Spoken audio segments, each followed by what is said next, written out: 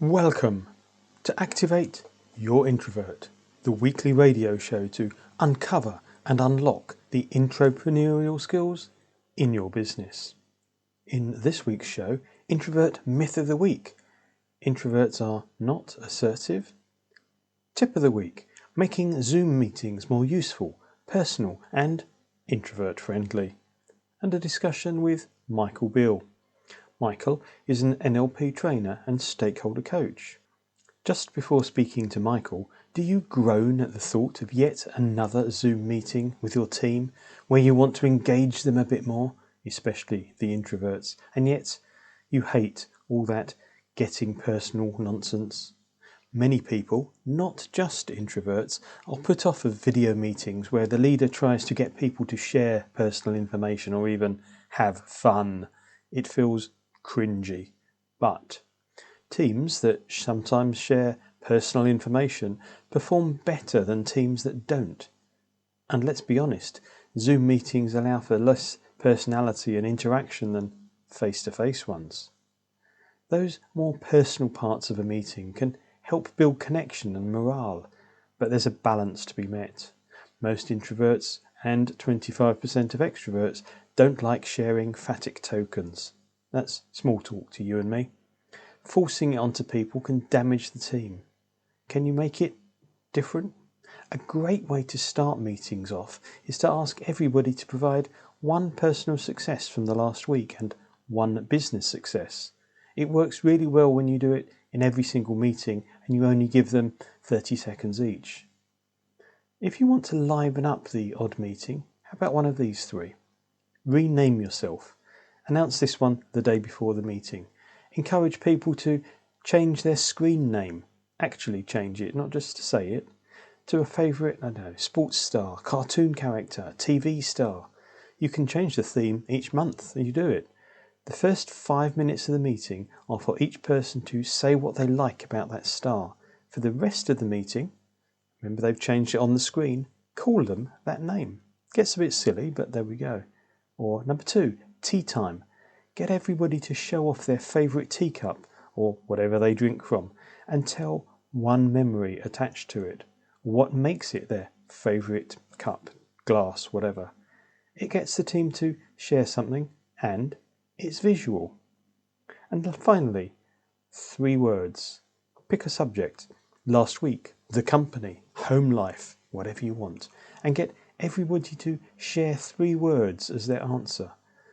If you can anonymise it with a tool like mentimeter.com, you can have some fun, end up with a word cloud, and nobody has to feel difficult. So, there's a couple of ways you could try to change your meetings.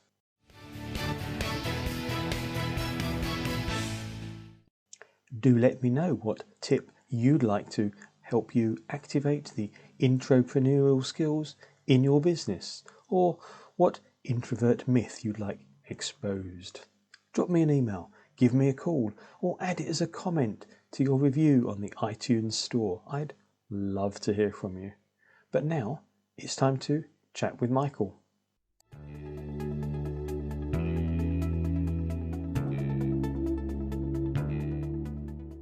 Welcome, Michael. Thank you very much for having me, John. We're going to talk about the article that you wrote, How to Build Health and Resilience. But before we dive into that, are you an introvert or an extrovert? And it's one of those questions I ask all my guests, so I do apologise. No, I think it's a good question. And my own view was I started off an introvert and I'm now much more of an extrovert. Oh, okay. So what's that change meant to you? I'm happier being more of an extrovert, but I learnt a lot being an introvert. So I wouldn't miss either out because my view is there are definite benefits from both. Yeah, and I think that's a really good point because lots of people kind of see the negatives of one or the positives of one and not the other. But as you say, there are strengths to both. And it's quite interesting that you've learned a number of more extroverted tactics to overlay on the introvert inside you. I'm going to add to that because I think I'm always a bit dangerous. I'm always a bit wearisome about labels. Yeah, I've done a whole piece on labels. And in many ways, I think that there are things that introverts can do to become more extrovert, at times, because sometimes you want to be an introvert, but there are also the things that extroverts can do to become more introvert so that they can get the benefits of actually listening and reflecting more themselves. I think that's a superb point. First of all, I often talk about the danger of labels, as you just did, but then I also work with a number of introverts and help them to teach them tactics to appear, at least to the outside world, as if they've got more extroverted tendencies. And of course, you can also do the same for extroverts. We digress a little.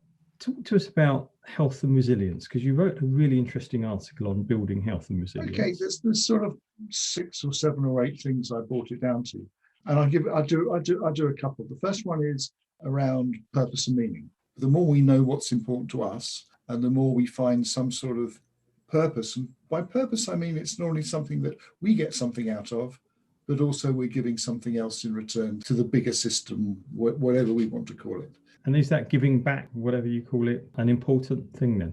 I think it's a very important thing, but I think it's both. It's not just giving back, because if we just give back, we become an empty shell.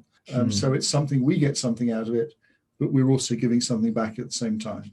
And I think that if we found something like that we've really connected to, it helps us get through all the other crap that would otherwise drag us down. So I think that's really important. And certainly, I guess I can tell there's times when people really say that they're in flow and they've got boundless energy. Would that imply that they're working on their purpose and meaning? It would help. I mean, I think in the end there's a bit, the flow thing is interesting, but in essence, even if we haven't got flow, we have to work. Yes, that's very true. Flow is nice. Flow is nice. One of my views, and this comes back to the resilience thing, that I think a lot of success is just getting up when we are hit down. And it's really one of the key things to success is actually developing ourselves. So when things go wrong, we accept it as a learning experience. We get up and we carry on. So resilience, in a sense, is bounce back ability or something like that. It is bounce back ability, and I'm a great recommender of bounce back ability. Okay, I like that. One quick one on that one before I ask about another habit then. How does one become more bouncy? That's a very good question. I think there's a whole basket of stuff. It's from exercise, it's from relaxation, it's from good food, it's from sleep.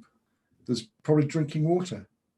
There's a whole heap of stuff, the food we eat. There's a whole heap of stuff around that. It's like if we look after ourselves, what would have been a problem to us isn't. In a sense, there is absolutely no difference, I guess you're going to say, between the way an introvert and an extrovert would develop resilience and focus on health. I think in that case, it's absolutely correct. I think in being successful, which also helps our resilience, because if we're successful, we sort of feel good and all that sort of stuff. Maybe an introvert needs to play at being a little bit more of an extrovert. And as we said before, the extrovert needs to listen better and therefore play at being a little bit more of an introvert. Okay. So they're not quite the same, but a lot of the stuff is the same. And it might be a good time to move on then, because I normally ask each of my guests a tip for an introvert around building health and resilience. Well, I think a tip, one of the things that comes to mind is it's useful for an introvert is to find somebody that they can talk to honestly and express how they feel. Because in expressing how they feel, it applies to all of us. In being able to express how we feel, we learn about ourselves. I don't think it's good to do it all the time. I think the authentic bit can be overplayed, but having somebody where it's safe for us to say exactly how we feel is a really important part for our development. And I think that's a really important point for everybody, I'm sure you would say, but it's one that introverts tend to perhaps hold back on at times because of the very nature of it. They'll be more self-reflective. I think when an introvert finds the right person, then they naturally click. And actually they express themselves really well because they have a lot going on inside. And therefore, when they find somebody that they can express themselves, they have a lot of really good stuff to say.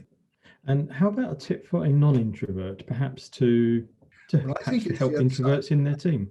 I think it's the mirror image of that. It's actually creating the space to let the introvert speak, because most introverts, because they take a lot of stuff in, have a lot of very wise and really interesting stuff to say. And therefore, it might take a little longer to unpack as well if they've taken that much in. It might take a little bit longer to unpack, and they need the space and the safety to do it. But there is a huge merit in letting them do it. fascinating. I've really enjoyed talking, Mike. Time has flown by, unfortunately, but I love the 2 tips. Thank you. When some of the listeners want to get back in touch with you, what's the best way for them to do that? I've got a website which is nlp-techniques.org. It is one of the most, it probably comes up about number 1 or 2 around the world for NLP techniques. Wow. Okay. And I'm always happy to have a chat with people, and you can book a slot in my diary if you look at the website. Brilliant. Thank you very much. And I'll put the website in the sleeve notes for this episode. Lovely to talk to you. Thank you very much. Thanks.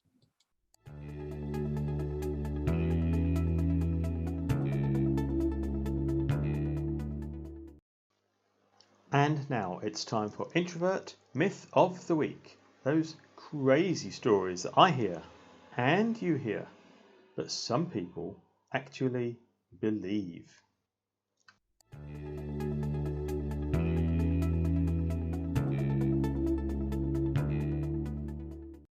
Introverts are not assertive. Actually, one of the big problems here is how many people don't really know what assertive is.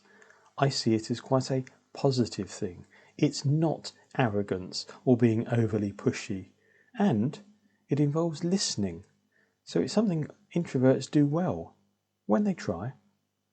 An assertive person is confident and will stick to her opinion unless they're given good reason to change their point of view. And that, of course, implies they listen, which is a good distinction to arrogant. What's arrogant? Well, I see it as meaning something that covers up insecurities and maybe desperate cravings to be recognised or respected. An arrogant person tends to be rude and unlikely to listen to another person's point of view. The kind of phrase, "it's my way or the highway," often comes to mind.